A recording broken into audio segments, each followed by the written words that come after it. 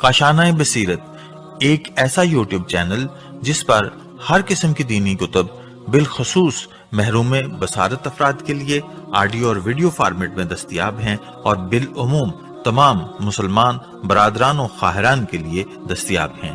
इसलिए आपसे गुजारिश है कि बेल आइकन को प्रेस करके हमारे इस चैनल को जरूर सब्सक्राइब कीजिए ताकि आइंदा आने वाली हर किताब आपको बर वक्त मिलती रहे। काशाना बसीरत, काशाना बसीरत, काशाना बसीरत, काशाना बसीरत। बिस्मिल्लाहिर्रहमानिर्रहीम। अस्सलाम वालेकुम सामीन। काशाना बसीरत के यूट्यूब चैनल पर जिस किताब को हम मिलकर पढ़ रहे हैं वो अब आप और हम बहुत अच्छी तरह से हमें उसका नाम याद हो गया है। जी बिल्कुल, कलाम अमीरुल मोमिनीन अली अलैहिस्सलाम शरह नहजुल बलागा है, जिसकी तालीफ़ है आयतुल्लाह नासिर मकारम शिराज़ी, तर्जुमा है मौलाना सैयद शहनशाह हुसैन नक़वी के ज़ेर निगरानी। और हम इस किताब को पढ़ते हुए अल्हम्दुलिल्लाह मौला के पहले खुतबे के आखिरी हिस्से पर आ गए हैं। इसको टोटल 15 हिस्सों में डिवाइड करके हमारे समझाने के लिए यहाँ पर तहरीर किया गया था और हम माशाल्लाह 15वें हिस्से पे पहुंचकर बहुत कुछ समझने के आगाज़ की तरफ आ गए हैं। और अब आइए सफ़ा नंबर 215 से हम 15वें हिस्से के तर्जुमे को पढ़ने का आगाज़ करते हैं। इन्वर्टेड कॉमा, परवरदिगार ने तुम लोगों पर हज बैतुल हराम को वाजिब करार दिया है, जिसे लोगों के लिए क़िबला बनाया है और जहाँ लोग प्यासे जानवरों की तरह बेताबाना वारिद होते हैं और वैसा उन्स रखते हैं जैसा कबूतर अपने आशियाने से रखता है। हज बैतुल्लाह को मालिक ने अपनी अज़मत के सामने झुकने की अलामत और अपनी इज़्ज़त व तकरीम की निशानी करार दिया है। उसने मखलूक़ात में से उन बंदों का इंतखाब किया है जो उसकी आवाज़ सुनकर लब्बैक कहते हैं और उसके कलमात की तस्दीक करते हैं। उन्होंने अम्बिया अलैहिस्सलाम के मवाक़िफ़ में वक़ूफ़ किया है और तवाफ़ अर्श करने वाले फ़रिश्तों का अंदाज़ इख्तियार किया है। ये लोग अपनी इबादत के मामले में बराबर फ़ायदे हासिल कर रहे हैं और मग़फ़िरत की वादा गाह की तरफ तेज़ी से सबक़त कर रहे हैं। परवरदिगार ने काबे को इस्लाम की निशानी और बेपनाह अफराद की पनाह करार दिया है, इसके हज को फ़र्ज़ किया है और उसके हक़ को वाजिब करार दिया है। तुम्हारे ऊपर इस घर की हाज़िरी को लिख दिया है और साफ ऐलान कर दिया है कि और लोगों पर वाजिब है कि महज खुदा के लिए खाने काबा का हज करें जिन्हें वहाँ तक पहुँचने की इस्तिताअत कुदरत हो, और जिसने बावजूद कुदरत हज से इनकार किया तो याद रखिए कि खुदा सारे जहान से बेपरवाह है।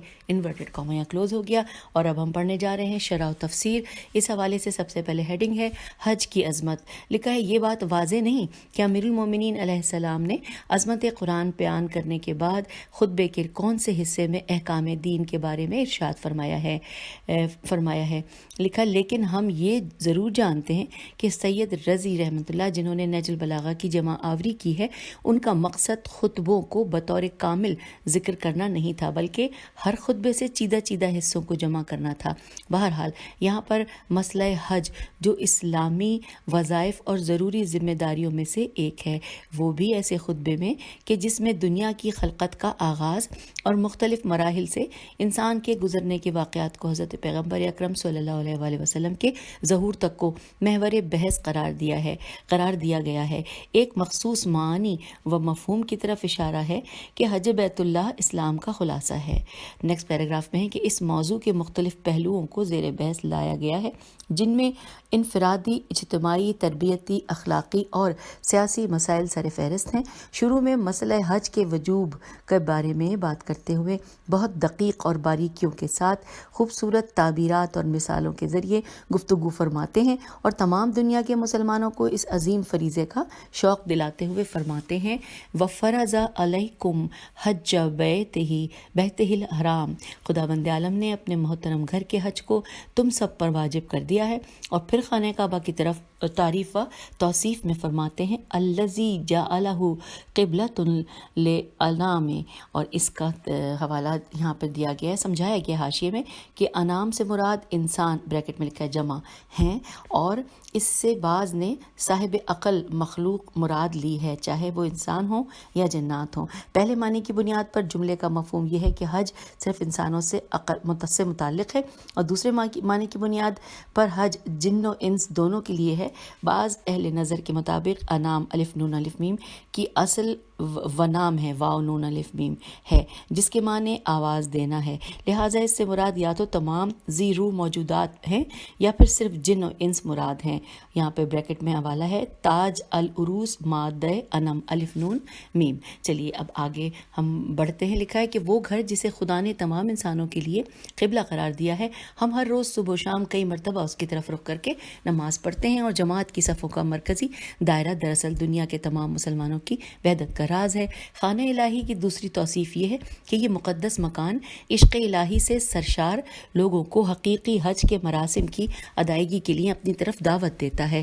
مولا علی علیہ السلام اس مکان کی یوں تعریف فرما رہے ہیں۔ آئیے مولا کے خطبے کا حصہ جو ہم پڑھنے جا رہے ہیں یہ 3 حصوں میں ڈیوائیڈ ہے، یعنی 3 جگہ پہ اس کی تفصیلات حاشیے میں بیان کی گئی ہیں۔ سب سے پہلا حصہ ہے یریدونہ، اس حوالے سے لکھا ہے کہ یریدون مادہ ورود سے ہے، دراصل اس کے معنی پیاسے حیوانات کا پانی کے گھاٹ پر آنا ہے۔ پھر کسی بھی جگہ ہر طرح سے داخل ہونے پر اس کا اطلاق ہوتا ہے۔ اس کے بعد اگلا حصہ ہے مولا کے کلام کا کہ ورود الانام ویا لہونا، اور یہاں پر اس کے بارے میں تفصیلات یوں ہیں کہ یا لہون بعض نے اسے الہ الف لام ہے الوہا کے مادے سے عبادت کے معنی میں لیا ہے، بنا بری یا لہون یعنی عبادت کرتے ہیں، اور کبھی یہ بھی کہا گیا ہے کہ یہ تخیر کے تخیر کے معنی میں آیا ہے، کیونکہ جس وقت انسان ذات و صفات پروردگار کے بارے میں سوچتا ہے تو وہ متحیر ہو جاتا ہے، اور کبھی یہ کہا گیا ہے کہ اس کا اصلی مادہ ولا ہے، واو لام ہے، کہ اس میں واو حمزے میں بدل گیا ہے۔ اوپر جاری اب یہاں بریکٹ میں لکھا ہے کہ اوپر جاری جملے ولو واو لام واو ہے کی مثال مفعول مطلق کی صورت میں ہونا اس معنی کے لیے موید بھی ہے۔ خود اس لفظ کے معنی پناہ لینا ہے اور شوق سے گریہ وزاری کرنے کے ہیں۔ اور اب یہاں پر ہم آگے بڑھتے ہیں۔ لکھا ہے، ہم نے یہ جو یہاں پہ حوالہ دیا گیا تھا وہ اس کے بارے میں پڑھا۔ اب اگلا جو مولا کے جملے کا آخری تیسرا حصہ ہے، یعنی یہاں پر جو لائن دی گئی ہے اس میں ہے الیہ ولوح الحمام۔ اب اس حوالے سے لکھا ہے کہ حمام ہے پر فتح کے ساتھ کبوتر کے معنی ہے، اور حمام ہے زیر کے ساتھ موت کے معنی دیتا ہے، اور مذکورہ بالا عبارت میں پہلا معنی مراد ہے۔ تو ہم نے یہ پڑھ لیا۔ اب یعنی یہ جو جملہ تھا جس کے 3 حصے تھے، اس کا ترجمہ ہے کہ اس اطراف و اکناف عالم سے جس طرح پیاس سے اپنی پیاس بجھانے کے لیے پانی تک پہنچ جاتے ہیں، اسی طرح لوگ اس گھر کی طرف کھینچے چلے آتے ہیں اور کبوتروں کی طرح وہاں پناہ لیتے ہیں۔ انورٹڈ کاما کلوز ہو گیا۔ اب پھر ہے کہ حقیقت میں وہ لوگ جو حج کے معنی کو اچھی طرح جانتے ہیں وہ اسی طرح سے خانہ خدا کی زیارت کو آتے ہیں اور اپنے قلب و روح کو اس طریقے سے پاک و پاکیزہ کرتے ہیں اور اپنے پورے وجود سے حج کی معنویت اور روحانیت سے فائدہ اٹھاتے ہیں۔ نیز شر، شیاطین، ہوائے نفسانی اور گناہوں کی بلاؤں سے چھٹکارا پانے کے لیے خانہ کعبہ جا کر بنا لیتے ہیں۔ عاشقانہ انداز میں لبیک کی آوازیں بلند کرتے ہیں۔ صفا و مروہ کے درمیان ایسے سعی کر رہے ہوتے ہیں جیسے مجنوں، ایسا لگتا ہے جیسے شمع کے گرد پروانے چکر کاٹ رہے ہیں۔ حاجیوں کی انعام سے تشبیہ یا تو حجاج بیت اللہ کی غیر معمولی تواضع و انکساری کی وجہ سے ہے، یا بیت اللہ کی طرف طواف کے لیے تیزی کے ساتھ لپکنے، نیز خانہ خدا کی زیارت کرنے اور بے قراری و بے تابی کی کیفیت کی جانب اشارہ ہے۔ اس طرح کی تعبیرات عرب میں اور معنی رکھتی ہیں، جبکہ ہمارے یہاں اس کے معنی کچھ اور ہیں۔ کبوتر کی مثال محبت، صلح اور امن، نیز رغبت کے ساتھ شوق وصال کی علامت کے طور پر استعمال ہوئی ہیں۔ قابل توجہ بات یہ ہے کہ حج کا آغاز احرام اور تلبیہ یعنی کہ لبیک اللہم لبیک کہنا ہے، اور یہی لبیک ہے کہ جس کا مفہوم دعوت الہی کو قبول کرنا ہے۔ جی ہاں، خداوند عالم نے اپنے گھر کے زائرین کو ایک وسیع و عریض مہمان سرا میں دعوت دی ہے، اور وہ لبیک کہتے ہوئے دلی شوق اور عشق سے سرشار اس ذات سے ملاقات کی امنگ کے لیے اس گھر کی طرف کھنچے چلے آتے ہیں اور اس کی قربت میں سکون محسوس کرتے ہیں، اور ان کے اوپر پہلا اثر یہ ہوتا ہے کہ تقوی و معنویت کے اعتبار سے دل و جان میں تازگی محسوس کرتے ہیں۔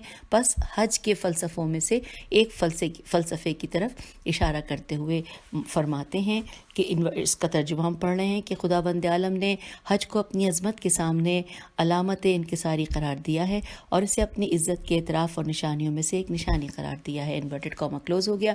پھر لکھا ہے کیونکہ مناسک حج اور عاجزانہ اعمال ہیں، دوبارہ پڑھتے ہیں، کیونکہ مناسک حج وہ عاجزانہ اعمال ہیں جو حق سبحانہ کی بارگاہ میں انجام پاتے ہیں۔ عبادتوں میں سے کسی اور عبادت میں حج کے فریضے کی طرح تواضع و انکساری نمایاں نہیں ہے۔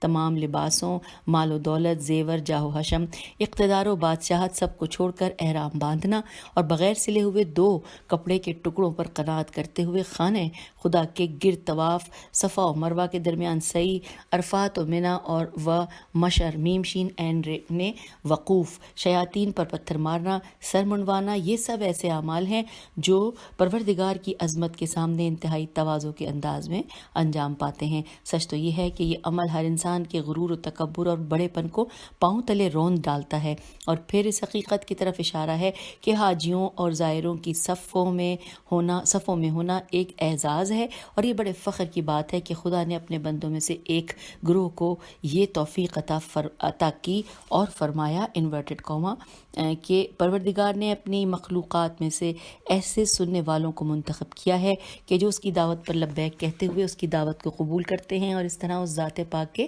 کلمے کی تصدیق کرتے ہیں۔ انورٹڈ کاما یہاں پر کلوز ہو گیا ہے۔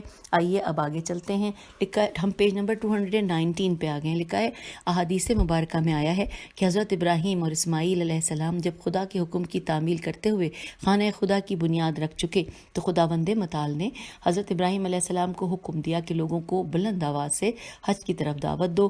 آپ علیہ السلام نے عرض کی کہ پروردگار میری آواز ان تک کیسے پہنچے گی؟ خداوند عالم نے فرمایا کہ آپ آواز بلند کریں، پہنچانا میرا کام ہے۔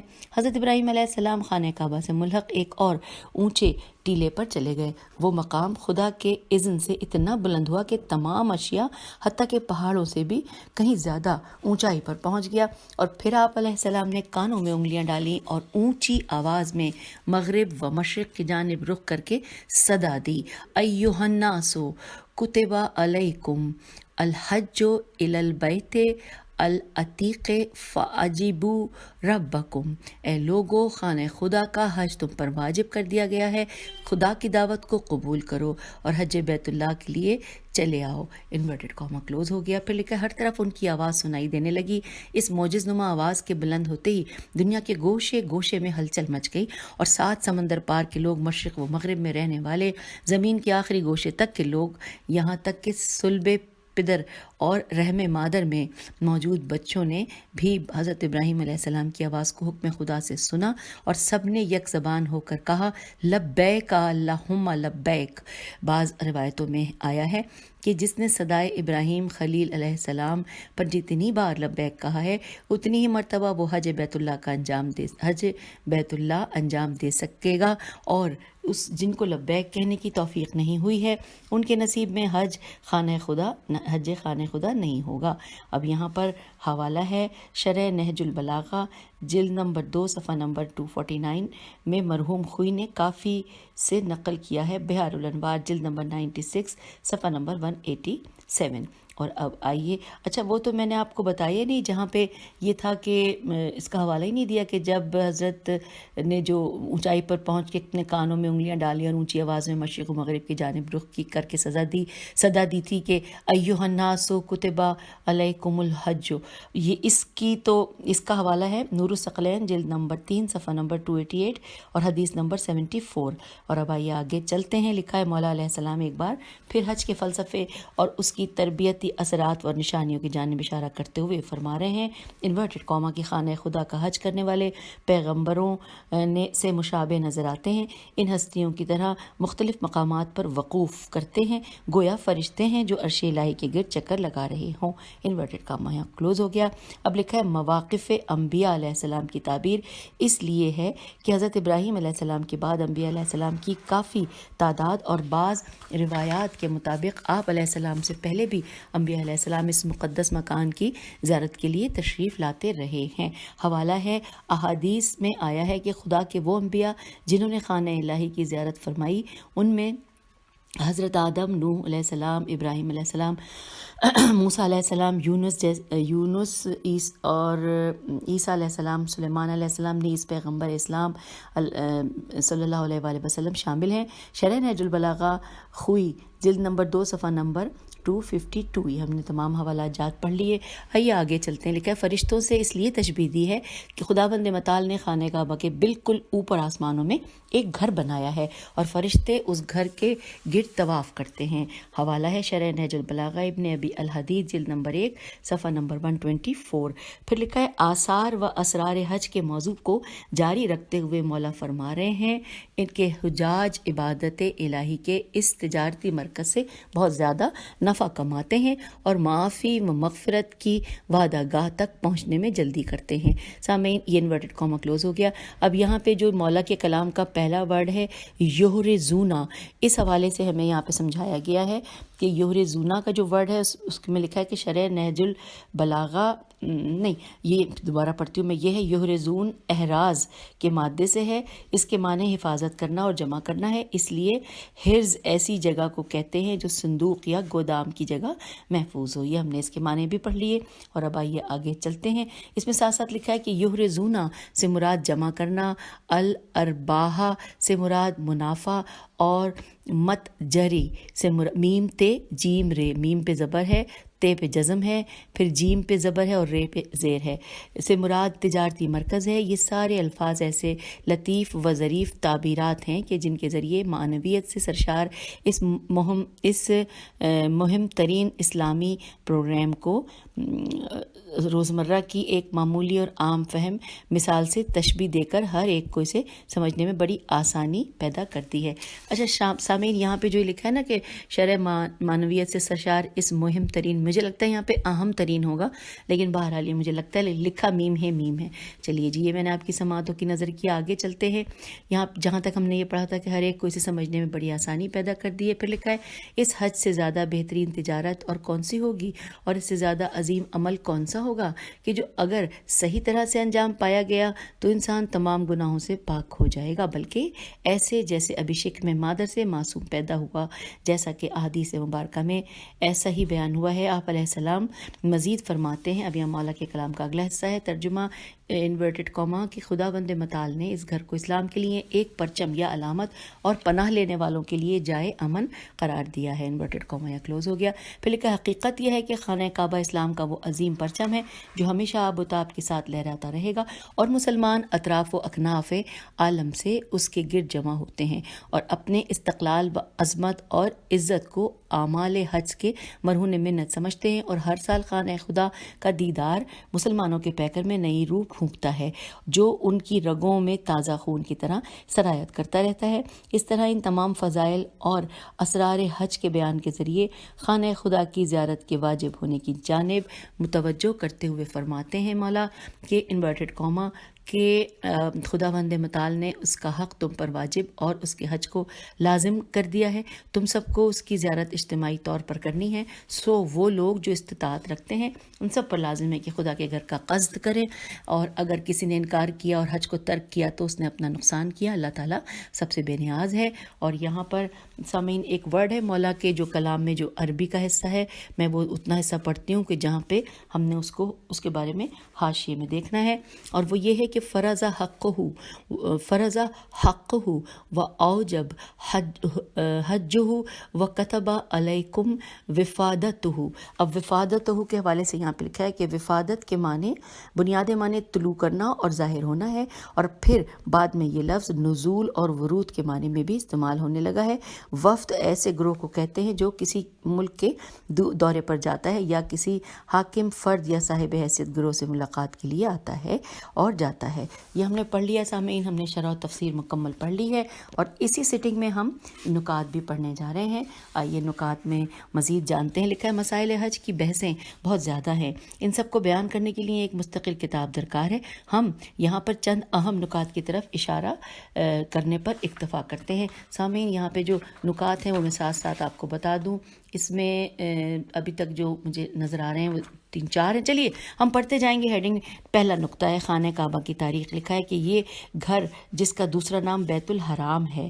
اب اس حوالے سے یہاں پر جو حوالہ دیا گیا ہے کہ بہار الانوار کے جلد نمبر 12 صفحہ نمبر 86 پہ آپ یہ وہاں سے لیا گیا ہے. اس کی تاریخ بہت تفصیل طلب ہے. روایات کے مطابق حضرت آدم علیہ السلام کے زمانے کو جب ہم دیکھتے ہیں تو معلوم ہوتا ہے کہ سب سے پہلے جنہوں نے اس مکان کی بنیاد رکھی وہ حضرت آدم علیہ السلام تھے اور اس کے طواف کے لیے آیا کرتے تھے. طوفان نوح میں یہ گھر ویران ہو گیا تھا. بعد میں حضرت ابراہیم علیہ السلام نے اپنے بیٹے حضرت اسماعیل علیہ السلام کی مدد سے اسے دوبارہ تعمیر کیا، جس پر قرآن مجید کی آیات بڑی صراحت کے ساتھ دلالت کرتی ہیں، جیسے کہ اب جو یہاں پہ آیات دی گئی ہیں. سورہ بقرہ کی آیت نمبر 127 ترجمہ انورٹڈ کاما کے اور اس وقت کو یاد کرو جب ابراہیم اور اسماعیل علیہ السلام خانہ کعبہ کی بنیادیں بلند کر رہے تھے. انورٹڈ کاما کلوز ہو گیا. دوسرے نمبر پہ سورہ آل عمران کی آیت نمبر 96 لکھی ہے. ترجمہ انورٹڈ کاما روئے زمین پر سب سے پہلے اسی گھر کو بنی نوع انسان کے لیے توحید کا مرکز قرار دیا گیا. انورٹڈ کاما کلوز ہو گیا. اب لکھا ہے آگے کہ لوگوں کے لیے عبادت کے واسطے جو گھر سب سے پہلے بنایا گیا تو یقیناً وہ یہی کعبہ ہے جو مکے میں ہے. یہ بڑی خیر و برکت والا گھر ہے اور پوری دنیا کے لوگوں کے لیے رہنما ہے، اور یہ تمام انسانوں کے لیے یکتا پرستی کا سب سے پہلا گھر قرار دیا گیا.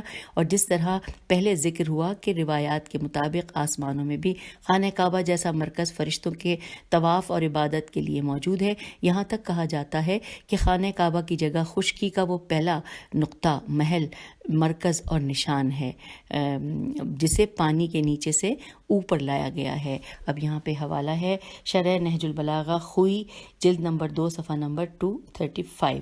پھر آگے چلتے ہیں. اب اس میں لکھا ہے دہول ارض کا واقعہ بھی اسی حقیقت کو بیان کرتا ہے کہ ابتدا میں روئے زمین کا پورا خطہ بارشوں اور سیلابوں کی وجہ سے پانی کے نیچے ڈوبا ہوا تھا. وقت گزرنے کے ساتھ بعض علاقوں میں آہستہ آہستہ پانی کی سطح کم ہونے لگی اور خشکی کا حصہ پانی سے باہر نمودار ہو گیا، جس میں سب سے پہلے خانہ خدا کا مقام پانی سے باہر آیا تھا. خانہ کعبہ کی عظمت اور اہمیت کے سلسلے میں وافر تعداد میں روایات نہج البلاغہ اور دوسری کتابوں میں وارد ہوئی ہیں. ان میں سے ایک حدیث حضرت امام محمد باقر علیہ السلام سے نقل ہوئی ہے. مولا فرما رہے ہیں انورٹڈ کاما خداوند متعال کی نظر میں زمین پر کوئی مقام ایسا نہیں جو اسے خانہ کعبہ سے زیادہ محبوب ہو. اس کے بعد امام علیہ السلام نے ہاتھ سے کعبے کی جانب اشارہ کرتے ہوئے فرمایا انورٹڈ کاما اور اس مقام سے زیادہ مکرم کوئی جگہ خدا کی نظر میں نہیں. Inverted Cama close. اس حدیث کے شروع میں یہ جملہ بھی ذکر ہوا ہے کہ ان نظر الیہا عبادت، اس گھر کی طرف نگاہ کرنا بھی عبادت ہے. حوالہ نوٹ کیجیے فروع کافی جلد نمبر 4 صفحہ نمبر 240 باب فضل النظر الکعبہ. اور اب آئیے آگے چلتے ہیں. پیج 223 پر ہم آگے لکھا ہے خانہ کعبہ وحدت مسلمین کی علامت ہے اور پوری دنیا میں عبادت گزاروں کی صبح و شام قائم ہونے والی جماعتوں کی صفوں کا مرکزی دائرہ ہے. خانہ کعبہ مسلمین جہاں کا بہت بڑا اجتماعی مرکز ہے اور سال کے 12 مہینوں میں اس کی سربلندی اور عظمت کے لیے اہم ترین تربیت گاہ ہے کہ جہاں ساری دنیا سے مسلمان آتے ہیں اور معنوی اور مادی اعتبار سے اس گھر کے غیر معمولی فیوز اور برکات سے بہرہ مند ہوتے ہیں. قابل توجہ بات یہ ہے کہ حضرت امام محمد باقر علیہ السلام اور حضرت امام جعفر صادق علیہ السلام کے بزرگ صحابی حضرت زرارہ رضی اللہ نے ایک دن حضرت امام جعفر صادق علیہ السلام کی خدمت میں عرض کیا کہ میری جان آپ پر فدا ہو، 40 سال سے احکام حج سے متعلق آپ علیہ السلام سے سوال پوچھتا آ رہا ہوں اور آپ علیہ السلام جواب مرحمت فرماتے ہیں، لیکن سوال و جواب کا یہ سلسلہ ابھی تک ختم نہیں ہوا. تو امام نے جواب دیا کہ اے زرارہ، خلقت آدم علیہ السلام سے 2000 سال پہلے سے جس گھر کی زیارت اور حج کے مراسم انجام پاتے رہے ہیں، تم چاہتے ہو کہ اس کے مسائل 40 سال میں ختم ہو جائیں. اب یہاں پہ حوالہ ہے وسائل الشیعہ جلد نمبر 8 صفحہ نمبر 7. اور کون سا باب ہے؟ باب وجوب علی کل مکلف و مستطیع. اور آئیے اب آگے چلتے ہیں. لکھا ہے اس حدیث سے بخوبی اندازہ ہوتا ہے حضرت آدم علیہ السلام سے پہلے زمین پر خانہ کعبہ فرشتوں یا دوسری مخلوقات کی توجہ کا مرکز تھا کہ جو اس وقت زندگی بسر کر رہی تھیں. اب آئیے دوسرا نقطہ یہاں پہ ہے فلسفہ حج. اس حوالے سے لکھا ہے امیر المومنین علیہ السلام کے مذکورہ بالا کلام میں فلسفہ و اسرار حج کے بارے میں پرمانی اشارے بیان ہوئے ہیں۔ اسلامی روایات میں بھی حج سے متعلق بہت سی سبق آموز اور تعلیمی و تربیتی پہلوؤں سے مالا مال مثالیں اور تعبیرات ملتی ہیں۔ مجموعی طور پر یہ کہا جا سکتا ہے کہ حقیقت میں فریضہ حج کے عظیم مناسک کے 4 اہم پہلو: 1 اخلاقی اور بندگی، 2 سیاسی اور اجتماعی، 3 تہذیب و ثقافت اور 4 اقتصادی و معاش ہیں۔ چلیے اب ہم پڑھتے ہوئے آگے، اب اس میں جو جتنے بھی یہ پہلو بتائے نا 4، اب ان کو واضح کیا ہے، شاید یہ دیکھتے ہیں۔ سب سے پہلے ہم پیج 224 پہ آگے سب سے پہلے لکھا ہے اخلاقی اور بندگی کے پہلو۔ جی بالکل یہ وہ واضح ہو رہے ہیں۔ اس میں ہے کہ یہ فلسفہ حج کے اہم ترین پہلوؤں میں سے ہے، جس میں نفوس کی تربیت، اخلاقی تہذیب، نیز تقوی اور خلوص کی بنیادوں کو مستحکم کرنے کے موضوعات درپیش ہیں۔ اس بارے میں ایک معروف مثال احادیث میں بیان ہوئی ہے۔ ترجمہ انورٹڈ کاما کہ جو کوئی خدا کے گھر کا حج اخلاص اور آداب و اسرار کی رعایت کرتے ہوئے انجام دے، وہ گناہ سے ایسا پاک ہوگا کہ گویا ابھی اس کی ماں نے اسے جنا ہو۔ انورٹڈ کاما کلوز ہو گیا۔ یہ حدیث پڑھ لی اور اس کا حوالہ ہے بہار الانوار جلد نمبر 99 صفحہ نمبر 26۔ پھر لکھا ہے حج کے عمل سے انسان کی روح و جان پر جو اثر ہوتا ہے، اس کی یہ واضح دلیل ہے کہ یہ عمل انسان کو گناہوں کی تمام آلودگیوں سے پاک کر دیتا ہے اور ان گناہوں کے آثار کو ختم کر دیتا ہے جو ایک عرصے سے اس کے دل کو زنگ آلود کر رہے تھے۔ اور یہ بھی بہت فائدہ ہے کہ جو بیت اللہ الحرام کے زوار کو نصیب ہوتا ہے، اگر وہ مناسک کے اعمال و اسرار کو توجہ اور تمام شرائط کے ساتھ ادا کرتا ہے۔ اور پھر لکھا ہے کہ تو اس کا ہر اٹھنے والا قدم اسے خدا کے نزدیک تر کر دیتا ہے اور ہر جگہ اپنے معبود اور محبوب حقیقی کو حاضر و ناظر پائے گا۔ اسی لیے کہتے ہیں کہ حج بیت اللہ الحرام گویا انسان کی نئی زندگی ہے جو اسے پھر سے مل گئی ہے۔ جو کوئی حج کو اس کی تمام شرائط کے ساتھ پالے گا تو معنویت اور روحانیت کے آثار وہ اپنے دل میں آخری عمر تک محسوس کرتا رہے گا، اور شاید یہی وجہ ہے کہ حج تمام عمر میں صرف ایک مرتبہ مسلمان پر واجب قرار دیا گیا ہے۔ اب یہاں پر دوسرا پوائنٹ، پہلا تھا اخلاقی اور بندگی کے پہلو، دوسرا یہ 4 تھے نا جو بتائے تھے، دوسرا ہے سیاسی اور اجتماعی پہلو۔ اس میں لکھا ہے جب بھی کوئی شخص ان مراسم کو جس طرح اسلام نے دستور دیا ہے اور بت شکن زمان حضرت ابراہیم علیہ السلام نے دنیا والوں کو جس طرح حج کے لیے بلایا ہے اس طرح انجام دے تو یہ مسلمین کی عزت، دین کی بنیادیں محکم، وحدت کلمہ اور دشمنان اسلام کے مقابل قدرت و شوکت اور تمام مشرکین سے براعت کا سبب بنے گا۔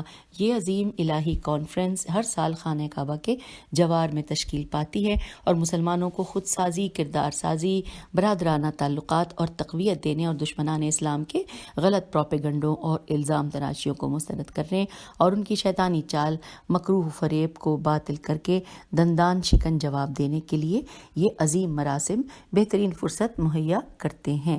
اب لکھا ہے حج ایک ایسا ہمہ جہت اور موجز نما منظر پیش کرتا ہے جس میں ایک پرشکوہ اجتماع انتہائی جوش اور جذبے کے ساتھ معنویات سے بھرپور ایک ہی سمت میں حرکت کرتا ہوا نظر آتا ہے اور سب یک صد و یک زبان ہو کر لبیک اللہم لک لبیک کے فلک شگاف نعروں کے ساتھ ماشاء اللہ ٹھاٹے مارتے ہوئے انسانوں کے سمندر کا حیرت انگیز منظر پیش کرتے ہیں جس کی کہیں کوئی مثال نہیں ملتی، مگر افسوس مسلمان حج کی اس عظیم قدرت و طاقت کو اب تک پوری طرح اپنی روح کا حصہ نہیں بنا پائے ہیں، ورنہ حج کی برکات و فیوزات کے توسط سے ہر سال اسلام و مسلمین کے لیے بہت بڑی خدمات انجام دے سکتے ہیں اور نظام کفر پر کاری ضرب لگا سکتے ہیں۔ یہی وجہ ہے کہ بعض اسلامی روایات پہ آیا ہے، اب جو یہاں پہ آیا ہے وہ اس کا ترجمہ پڑھ رہے ہیں کہ جب تک خانہ کعبہ قائم ہے آئین اسلام بھی قائم و دائم ہے۔ انورٹڈ کاما کلوز ہو گیا۔ حوالہ ہے فروع کافی جلد نمبر 4 صفحہ نمبر 271۔ باب لکھا ہے اب یہاں پہ باب ان لو ترک الناس الحج لجائم العذاب۔ اچھا اس میں جمع فتح دمہ کسرہ کچھ بھی نہیں ہے، میں نے اندازے سے پڑھ دیا ہے۔ آئیے ہم پھر آگے چلتے ہیں۔ لکھا ہے بعض دشمنان اسلام کے جنہوں نے اسلام دشمنی کی قسم کھائی ہوئی ہے حج کی عظیم قدرت و طاقت کو مسلمانوں کے سیاسی مسائل کا مشکل کشا سمجھتے ہیں، لہٰذا اس عظیم پلیٹ فارم کو غیر مؤثر یا کم اثر بنانے کی ہر ممکن کوشش کرتے رہتے ہیں کہ جیسے مسلمانوں کے باہمی اختلافات کو ہوا دینا وغیرہ وغیرہ.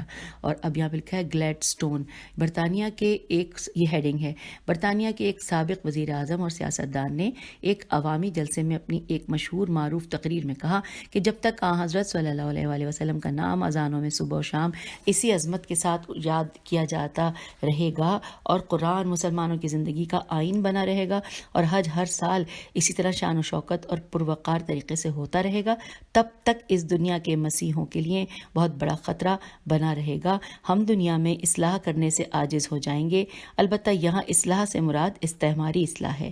اور یہاں پر حوالہ نوٹ کیجئے کہ رہنمائے حرمین شریفین جلد نمبر 1 صفحہ نمبر 54، نقل از گفتار ماہ، یہ لکھا ہے. پھر لکھا ہے بعض نے گلیڈسٹون کی بات کو اضافے کے ساتھ یوں بیان کیا ہے کہ اس نے اپنی تقریر میں یہ بات زور دے کر کہی ہے کہ تم مسیحی سیاستدانوں پر واجب ہے کہ مسلمانوں کی اذان سے آن حضرت صلی اللہ علیہ وآلہ وسلم کے نام کو نکال دو، انہیں رسول خدا صلی اللہ علیہ وآلہ وسلم کی یاد سے غافل کر دو، قرآن کو جلا دو اور کعبے کو ویران کر دو، نعوذ باللہ. پھر لکھا ہے یورپ کے ایک عیسائی کا یہ جملہ بھی معروف ہے. وہ کہتا ہے کہ صد افسوس ہے کہ اگر مسلمان حج کے معنی و مفہوم کو نہ سمجھ پائیں، اور جس دن مسلمانوں نے حج کو سمجھ لیا اس دن سے دوسروں کی بدنصیبی کا آغاز ہوگا. یہ ایک روشن حقیقت ہے کہ استعماری طاقتیں قرآن مجید کو ظاہری طور پر جلا نہیں سکتی اور کعبے کو وہ کبھی ویران نہیں کر سکتے. ہاں، یہ بات عین ممکن ہے کہ وہ مسلمانوں کی اجتماعی غفلت سے بھرپور فائدہ اٹھا کر احکام اسلامی کو مسخ کریں اور حج کے روح پرور مراسم کو بے روح بنا ڈالیں. اب تیسرا ہے پوائنٹ، تہذیبی و ثقافتی پہلو. جیسا کہ اسلامی روایات و اخبار میں آیا ہے کہ حج بیت اللہ کا یہ عظیم اجتماع آثار رسول صلی اللہ علیہ وآلہ وسلم اور چہارد معصومین علیہ السلام کو دنیا کے گوشے گوشے میں پہنچانے اور پھیلانے کا سبب بنتا ہے. اور تمام ممالک کے علماء دین، بڑے بڑے مسلمان دانشور، فن و ادب کے اساتذہ، اسلام پر لکھنے اور بولنے والے، جن کی اکثریت مختلف اسلامی ممالک میں کسی نہ کسی صورت مراسم اور اسلامی پروگرامز میں شرکت کرتی ہے، ان کے لیے یہ بہترین فرصت ہے کہ حج کے فلسفے، اپنی افکار کے تبادلے، معلومات، اطلاعات اسلامی کی فراہمی، نیز رسول اللہ صلی اللہ علیہ وآلہ وسلم اور چہارد معصومین علیہ السلام کے آثار کو زندہ کریں اور اس متحرک کاروان فکر و عمل کو مختلف معاشروں سے آئے ہوئے نمائندوں کے ذریعے دنیا کے گوشے گوشے تک پہنچائیں. اور چوتھا اور آخری پوائنٹ، حج کا اقتصادی پہلو. لکھا ہے خطبے کے چوتھے حصے میں حج کے فلسفہ اقتصاد پر گفتگو کی گئی ہے.